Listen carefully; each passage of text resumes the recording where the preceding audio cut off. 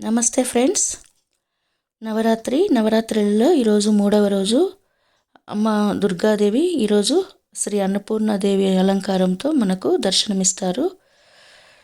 రంగు వచ్చిందను గంధం రంగు చీర, గంధం రంగు పూలు, అంటే పసుపు కలర్ పూలతోనే ఎక్కువ పూజిస్తారు. ఇంకా సర్వజీవులకు ఆహారాన్ని అందించే కరుణామయిని అయినటువంటి ఈ జగన్మాతను మనం కూడా మంచిగా పూజ చేయాలి అని చెప్పేసి నేను కూడా పూజల కోసం ఇప్పుడే పూలు కోసుకొచ్చినాను. శివుని భార్య అయినటువంటి పార్వతీదేవి యొక్క స్వరూపము అన్నపూర్ణాదేవి కూడా.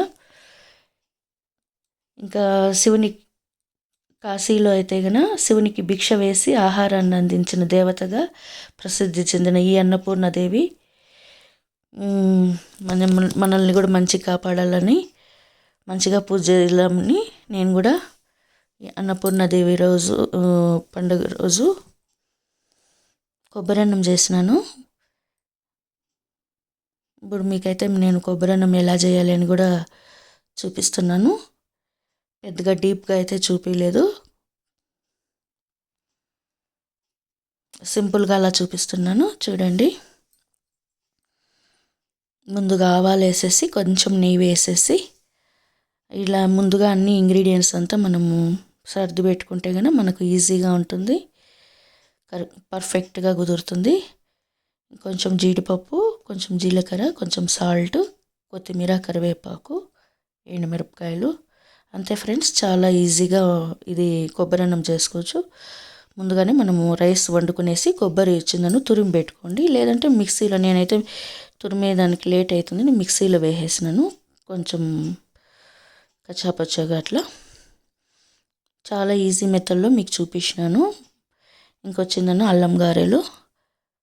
ముందుగానే మనం శనగపప్పును నానబెట్టుకునేసి ఒక 3 hours నానబెట్టేసి మిక్సీలో వేసేసి ఆనియన్స్, కొత్తిమీర, కరివేపాకు మీకు అందరికీ తెలిసిందే. నెక్స్ట్ వీడియోలో అయితే నేను ఫుల్ డిస్క్రిప్షన్ పెడతాను. ఇంకా అమ్మవారిని అంతా నేను ఇంకా గంధం కలర్ అన్నా పసుపు కలర్ అన్నా ఇంచుమించు ఒకే రంగే కదా, అందుకనేసి పసుపు కలర్తో పూలతో పూజ చేసినాను. ఇంకా పువ్వులు ఏవైనా అమ్మవారికి ఇష్టమే, కానీ ఈరోజు ప్రత్యేకంగా గంధం రంగు కదా, అందుకని పసుపు పూలతో ఎక్కువ అయితే పూజ చేసినాను.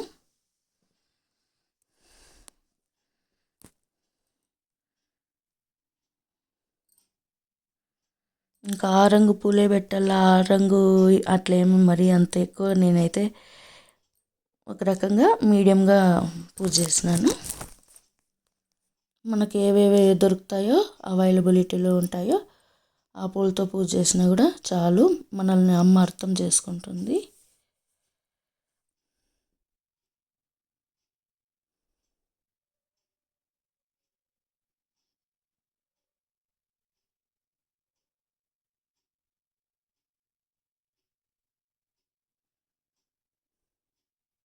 భిక్షాం దేహి కృపానందలహరి మాతా అన్నపూర్ణేశ్వరి.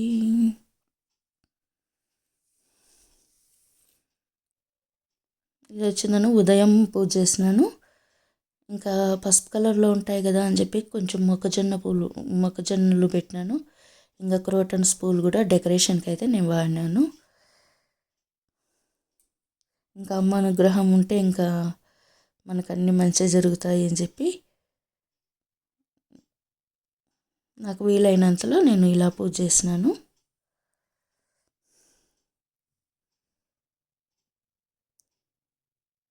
మనందరికీ అమ్మ ఆశీస్సులు చల్లగా ఉండాలని, మనకు వీలైనంతలో మనం పూజలు చేసుకోవచ్చని ఈ వీడియో పెడుతున్నాను. అమ్మ తులసమ్మ. ఇంకా రోజు ఇంట్లో పెడితే ఎండ కూడా తగలాలి కదా, అందుకనేసి ఒక్కొక్క రోజు అమ్మను లోపల పెడతా అంటాను పూజలప్పుడు. ఈరోజు బుధవారం కదా, అందుకని శ్రీ మహావిష్ణువుకి తులసమ్మ అంటే చాలా ప్రీతి, అందుకని ఇంట్లో పెట్టి పూజ చేసినాను. ఇది సాయంకాలం దీపారాధన. సాయంకాలం సమయంలో సంధ్యా దీపారాధనలో వచ్చును తల్లి వరలక్ష్మి, వచ్చును తల్లి మహాలక్ష్మి.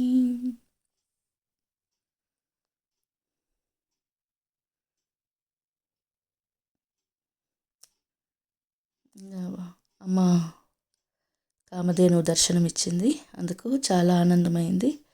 అంతే ఫ్రెండ్స్, మీరు కూడా మంచిగా అమ్మవారిని పూజలు చేసుకుంటూ అమ్మ దీవెనలు మనందరికీ చల్లగా ఉండాలని మనసారా కోరుకుంటూ ఈ వీడియో షేర్ చేస్తున్నాను. Thank you friends.